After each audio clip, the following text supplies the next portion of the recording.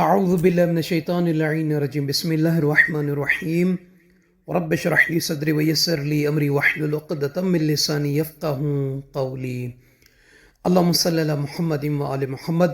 صاحبان ایمان مومنین مومنات، ماہ رجب المرجب کے اعمال میں سے ایک بہترین عمل ہے نماز رغائب کا۔ بڑی عظمت والی، بڑی شان والی، بڑی فضیلت والی یہ نماز ہے۔ سب سے پہلے اس نماز کا طریقہ جو ہے وہ بیان کر دیتے ہیں، پھر اس کے بعد اگر کوئی اس کی فضیلت کو سننا چاہے گا تو وہ آخر میں سماعت فرما لیں گے۔ آئیے وہ احباب کے جنہوں نے ابھی تک ہمارے چینل نجفی کربلائی کو سبسکرائب نہیں فرمایا، سبسکرائب فرما دیں، لائک اور شیئر کر کے دوسرے مومنین کو بھی اس میں شامل کیجیے گا، جزاک اللہ۔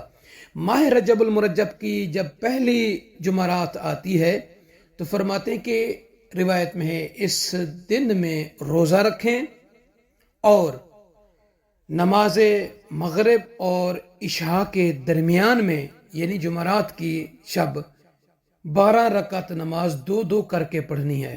نیت کریں گے کہ 2 رکعت نماز رغائب پڑھتا ہوں یا پڑھتی ہوں قربتاً الی اللہ۔ اب ہر رکعت میں الحمد کے بعد سورہ قدر کو 3 مرتبہ اور سورہ توحید یعنی قل هو اللہ احد کو 12 مرتبہ پڑھنا ہے۔ یہ 12 رکعت نماز ہے، 2 کر کے پڑھنی ہے۔ ہر رکعت میں الحمد کو 1 مرتبہ اور اس کے بعد 3 مرتبہ سورہ قدر اور 12 مرتبہ سورہ توحید کو پڑھنا ہے۔ جب نماز تمام کر لیں یعنی یہ 12 رکعت نماز 2 کر کے پڑھ لیں تو 70 مرتبہ آپ نے پڑھنا ہے اللہم صلی علی محمد النبی الامی وعلی آلہ، اللہم صلی علی محمد النبی الامی وعلی آلہ، یہ 70 مرتبہ پڑھنا ہے۔ پھر سر سجدے میں رکھ کر آپ نے 70 مرتبہ سبوح قدوس رب الملائکۃ والروح، سبوح قدوس رب الملائکۃ والروح 70 مرتبہ آپ نے یہ پڑھنا ہے۔ پھر سر سجدے سے اٹھا کر بیٹھنا ہے تو اس وقت آپ نے ہاتھوں کو بلند کر کے یہ پڑھنا ہے کہ رب اغفر وارحم وتجاوز عما تعلم انک انت العلی الاعظم، رب اغفر وارحم وتجاوز عما تعلم انک انت العلی الاعظم، یہ 70 مرتبہ پڑھنا ہے۔ اب پھر دوبارہ سر سجدے میں رکھیں اور پڑھیں سبوح قدوس رب الملائکۃ والروح، سبوح قدوس رب الملائکۃ والروح۔ اب یہ آپ کی نماز تمام ہو گئی۔ یہ اس طریقے سے آپ نے یہ نماز کو مکمل کرنا ہے۔ اور اس کا اجر کیا ہے، اس کا ثواب کیا ہے؟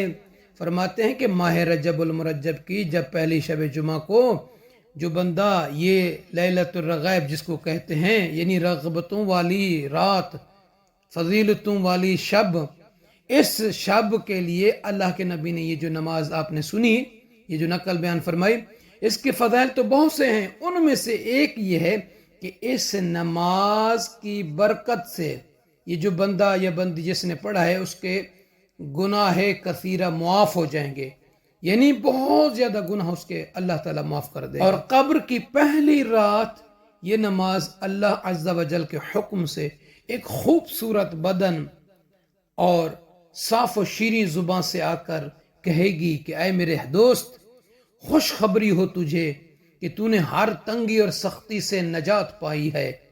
وہ شخص پوچھے گا تو کون ہے کہ میں نے تجھ سا خوبصورت شیریں کلام اور خوشبو والا کوئی نہیں دیکھا، تو وہ جواب دے گی کہ میں تیری وہ نماز اور اس کا ثواب و اجر ہوں جو تو نے فلاں رات، فلاں ماہ اور سال میں پڑھی تھی۔